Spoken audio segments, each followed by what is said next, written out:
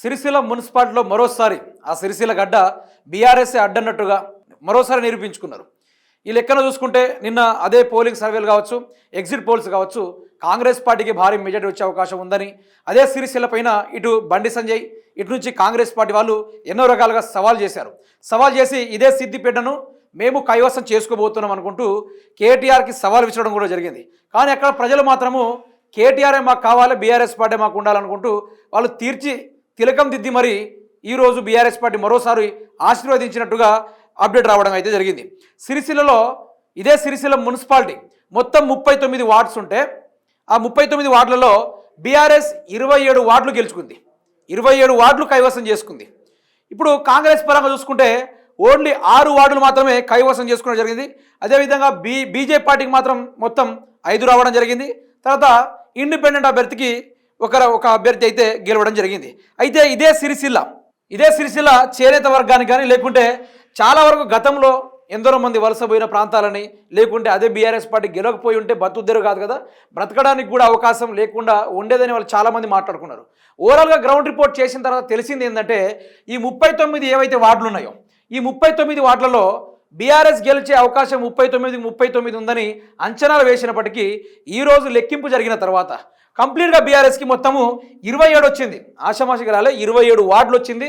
మరోసారి బీఆర్ఎస్కి వాళ్ళైతే బ్రహ్మరథం పడడం జరిగింది. తర్వాత కాంగ్రెస్ పార్టీకి మొత్తం 6 మాత్రమే చూసుకోవచ్చు. ఇదే సిరిసిల్లను ఉద్దేశించి రేవంత్ రెడ్డి గారు ఇదే మున్సిపల్ ఎన్నికల సభ మీద ఎక్కి ఈ సిరిసిల్లను కైవసం చేసుకునే బాధ్యత నాదనుకుంటూ రేవంత్ రెడ్డి పలు సభలెక్కి కేటీఆర్ గారు సవాలు విసిరినప్పటికీ అక్కడి ప్రజలు మాత్రం కాంగ్రెస్ దగ్గర కూడా రానియలేదు.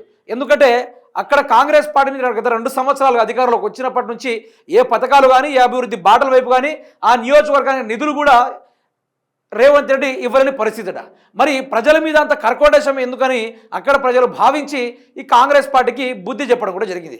తర్వాత అక్కడ బీజేపీ పార్టీకి 5 వార్డులు కైవసం చేసుకున్నారు. తర్వాత ఇండిపెండెంట్ అభ్యర్థిగా ఒక వార్డుని గెలుచుకునే అవకాశం కూడా దొరికింది. అయితే ఈ ఓవరాల్ లెక్కన చూసుకుంటే ఇదే సిరిసిల్ల మీద రాష్ట్రం మొత్తం కన్నులు ఈ సిరిసిల్ల మీదనే ఉండే.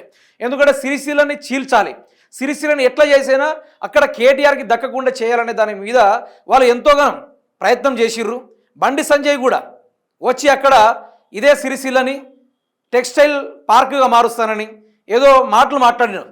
కానీ అది ఏది కూడా చల్లలేదు. అక్కడ ప్రజలు కూడా ఫస్ట్ ఆదరణ లేదు, మిగతా పార్టీకి అక్కడ ఆదరణ లేదు. ఆదరణ ఉండాలంటే అంత కొంత అభివృద్ధి కార్యక్రమాలు చేయాలి. కానీ అక్కడ బీఆర్ఎస్లో అభివృద్ధి బాగా జరిగిందని, సిరిసిల్లలో హైప్లో ఉందని కాంగ్రెస్ పార్టీ ఇప్పటి వరకు కూడా ఆ నియోజకవర్గాన్ని పట్టించుకోలే, ఏం చేయలే. ఈ లెక్కన అక్కడి ప్రజలు వేరే ముచ్చేటే వద్దు, వేరే పార్టీ వద్దు, one and only KTR party, అది బీఆర్ఎస్ పార్టీ, మా కన్న కొడుకు లెక్క చూసుకుంటామని అనుకుంటా దీవించి మరి ఈరోజు ఆ పార్టీకి బ్రహ్మరథం పట్టారు.